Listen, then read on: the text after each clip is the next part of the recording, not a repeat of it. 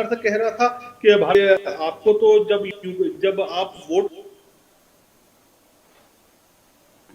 कर रहे हैं सुरक्षा में तो आप पर हैं जी तो ये इसका मतलब क्या हुआ? क्या उनको वो ह्यूमन शील्ड की तरह रखने की बात करते हैं? और जो बदतमीजियों की बात भी सामने आई कि इनका व्यवहार अच्छा नहीं रहा बच्चों के साथ, तो क्यों नहीं रहा? यही तो नाजियों की हरकत है।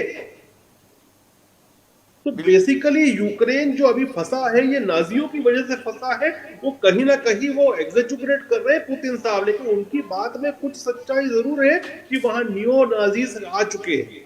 जी। लेकिन गुलेर सिंह जी, और एक जहां एक तक बात ये एक बात का मैं जवाब चाहूंगा एक लाइन में, क्या ये वार्ता सफल होगी?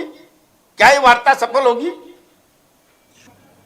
नहीं करते। अब यदि जेलेंस्की सच में किसी के इन्फ्लुएंस में हैं और फैसले वो ले रहे हैं तो फिर नहीं होगी। और अगर यदि दूसरे लोग उन पे हावी हो गए, चाहे उनकी पार्टी में, उनके देश में, और उन्होंने अपने राष्ट्रहित में फैसले लेना शुरू कर दिए, सफल हो जाएगी।